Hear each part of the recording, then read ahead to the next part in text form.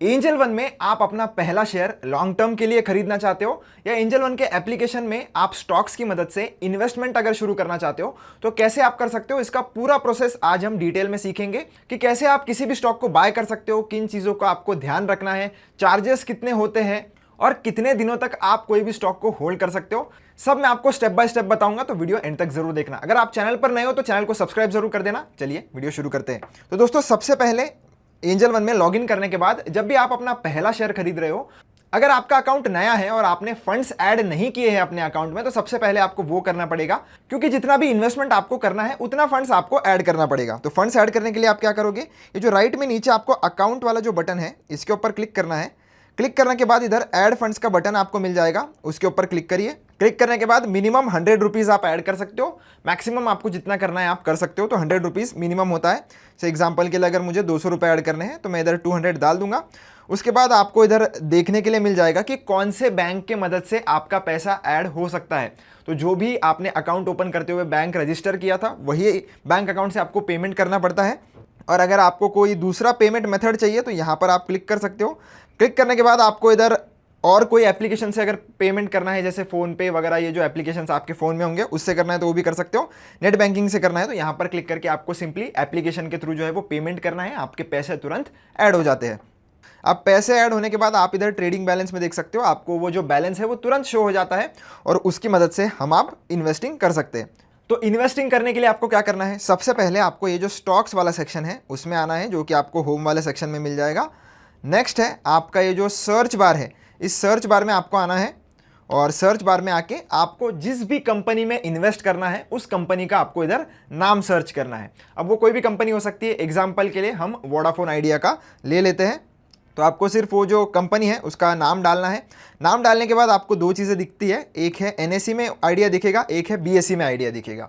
तो हमारे जो स्टॉक मार्केट है, इंडियन स्टॉक मार्केट, उसमें दो स्टॉक एक्सचेंजेस हैं, एक है नेशनल स्टॉक एक्सचेंज और दूसरा है बॉम्बे स्टॉक एक्सचेंज। तो आपको जिस भी एक्सचेंज के साथ ट्रांजैक्शन करना है आप कर सकते हो। ऐसा कुछ भी नहीं है कि एनएसई में अच्छा होता है, बीएसई में अच्छा होता है, आपके मर्जी के ऊपर है, आप दोनों में से जो चाहो उसमें चूज कर सकते हो। तो एग्जाम्पल के लिए मैं ये एनएसई का जो है उसको कंसिडर करता हूँ, उसके ऊपर क्लिक करता हूँ। क्लिक करने के बाद इधर ये जो स्टॉक का नाम है वो आपको देखने के लिए मिलेगा, जो सिंबल होता है, और नीचे कंपनी का नाम आपको देखने के लिए मिलता है। राइट में आपको प्राइस देखने के लिए मिलेगी, इस पर्टिकुलर स्टॉक की प्राइस कितनी चल रही है, और उसी के नीचे आपको आज के दिन में उसने परसेंटेज टर्म्स में कितना मूवमेंट दिया है। अगर नीचे रहा तो माइनस में दिखाएगा, ऊपर रहा तो प्लस में दिखाएगा, और माइनस रुपीज़ में कितना मूवमेंट दिया है वो आप इधर देख सकते हो। उसके बाद ओपन, हाई, लो, क्लोज ये आपको देखने के लिए मिलता है कि शेयर ओपन का हुआ था, आज के दिन में हाई कितने का लगाया है, लो कितने का लगाया है, कल के दिन कहाँ पर क्लोज हुआ था। इसी के साथ साथ बाइंग प्राइस में लोग जो ऑर्डर लगा रहे हैं, कितनी क्वांटिटी के साथ लगा रहे हैं, बाइंग प्राइस की ऑर्डर टोटल क्वांटिटी, इसको आस्क प्राइस और बिड प्राइस बोलते हैं, तो ये भी आप इधर देख सकते हो। अगर थोड़ा राइट स्वाइप करोगे तो इधर लाइन चार्ट देखने के लिए मिलता है, 1 डे में, 1 वीक में, 1 मंथ में। आप जैसे भी सेट करोगे ये आपके सामने उसी टाइम फ्रेम के साथ बता देगा।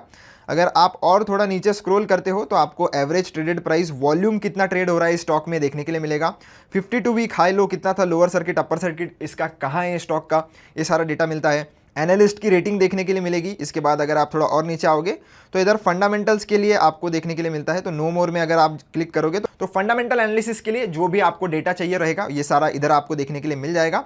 अगर आपको एनालिसिस करना है तो यहाँ से आप कर सकते हो। एनालिसिस करने के बाद जब आप डिसाइड कर लो कि आपको इस शेयर में इन्वेस्ट करना है तो आपको ये जो सिंपली जो दो बाय सेल के बटन दिख रहे हैं उसमें से बाय वाले बटन पर क्लिक करना है। क्लिक करने के बाद ये the securities under surveillance major, ये अगर होगी कोई सिक्योरिटी अंडर सर्विलेंस तो आता है, नहीं होगी तो नहीं आता है। तो ज़रूरी नहीं है ये हर शेयर में आए। उसके बाद आपको जो डिलीवरी ऑप्शन है उसको चूज़ कर लेना है, इंट्राडे को नहीं करना है और एमटीएफ पे लेटर को भी नहीं करना है, सिर्फ और सिर्फ डिलीवरी को करना है। जब भी आपको कोई भी शेयर एक दिन से ज़्यादा के लिए होल्ड करना है तो आपको डिलीवरी वाले ऑप्शन में ही चूज़ करना पड़ेगा। आपको अगर एक दिन भी स्टॉक होल्ड करना है तो भी डिलीवरी ही ऑप्शन है, अगर आपको 10 साल होल्ड करना है तो भी डिलीवरी ही ऑप्शन है। आप एक बार डिलीवरी में कोई भी स्टॉक अगर खरीद लेते हो तो कितने दिनों तक उसको होल्ड करना है टोटली आपके ऊपर है। आप जब तक नहीं बेचोगे तब तक वो शेयर एग्जिट नहीं होगा। अब नंबर ऑफ शेयर्स हमें सबसे पहले लगाने होते हैं कि कितने नंबर ऑफ शेयर्स हम खरीदना चाहते हैं।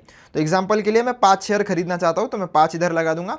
आपकी जितनी मर्जी है आप लगा सकते हो और आपके ट्रेडिंग बैलेंस के हिसाब से मैक्स क्वांटिटी आप कितनी खरीद सकते हो ये इन्होंने इधर लिखा हुआ है। इसके बाद आपको लिमिट प्राइस मिलेगी और मार्केट प्राइस मिलेगी, 2 प्राइस मिलती है। मार्केट का मतलब होता है कि जो भी इधर मार्केट में प्राइस चल रहा है उसी पर अगर आपको खरीदना है, तुरंत खरीदना है कोई भी शेयर तो मार्केट प्राइस पर आपको खरीदना पड़ता है। अगर आपको ऐसा लगता है कि जो भी मार्केट में फिलहाल प्राइस चल रही है आज ही के दिन में उससे थोड़ा कम में मैं खरीद सकता हूं, तो आप ये लिमिट वाला जो ऑप्शन है उसको चूज कर सकते हो और अपनी प्राइस जो है वो इधर लगा सकते हो और एग्जैक्टली उसी प्राइस पर ऑर्डर एग्जीक्यूट होता है, पर वो प्राइस मार्केट में आनी चाहिए। अगर जो भी आपने प्राइस लगाई, जैसे मैंने इधर 10 रुपए की प्राइस लगा दी और आज के दिन में अगर मार्केट में 10 रुपए की प्राइस नहीं आती है तो उस केस में मेरा ऑर्डर ये एग्जीक्यूट नहीं होगा, मैं शेयर नहीं खरीद पाऊंगा और end of the day order automatically cancel हो जाता है। तो अगर आप लिमिट ऑर्डर लगा रहे हो तो ऐसी प्राइस लगाना जो आज के दिन में हिट हो सके, फिर भी नहीं होती है तो आप कुछ नहीं कर सकते। और जो भी मार्केट प्राइस चल रही है उसके ऊपर की लिमिट प्राइस आप नहीं लगा सकते। जैसे 10.94 चल रहा है और अगर मैं 11 रुपए का लिमिट प्राइस लगाऊंगा तो उस केस में भी शेयर मेरा तुरंत मार्केट प्राइस पर ही बाय होता है, 11 रुपए आने तक का ये वेट नहीं करेगा। तो ये भी काफी लोगों को डाउट होता है, सोचा मैंने आपको मैं बता दूं। तो मार्केट प्राइस पर ही मैं कर लेता हूं क्योंकि मुझे तुरंत खरीदना है। मार्जिन आपको कितना लगेगा ये शेयर खरीदने के लिए, ये आपको लेफ्ट साइड में इधर देखने के लिए मिलेगा और आपके पास कितना मार्जिन है राइट साइड में आप देख सकते हो। इसी के साथ साथ ये जो चार्जेस का ऑप्शन है, चार्जेस पर क्लिक करिए। चार्जेस पर क्लिक करने के बाद angel one brokerage, external charges, taxes, ये टोटल मिलाकर आपको अगर देखना है कितना लगेगा तो वो इधर इन्होंने डिस्क्लोज किया हुआ है कि टोटल चार्जेस आपको कितना लगेगा।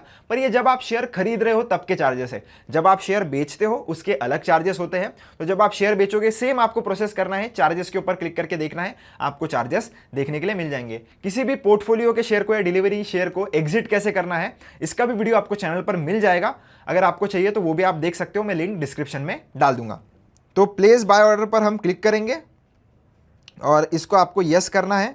यस करने के बाद आपका जो ऑर्डर है वो एग्जीक्यूट हो जाता है और आप ये ऑर्डर्स वाले सेक्शन में, पोजीशन वाले सेक्शन में आप देख सकते हो हमारा आइडिया का जो शेयर है वो आ चुका है और उसके सामने ऐसे डिलीवरी लिखा हुआ आ रहा है, मतलब ये जो स्टॉक है वो आपने लॉन्ग टर्म के लिए खरीदा है। अगर आप पोर्टफोलियो के सेक्शन में देखोगे तो ये वाला शेयर आपको देखने के लिए मिल जाएगा। एक दिन के लिए वो पोजीशन वाले सेक्शन में शो करता है, पर आपको उसको बिल्कुल भी छेड़ना नहीं है, एग्जिट नहीं करना है।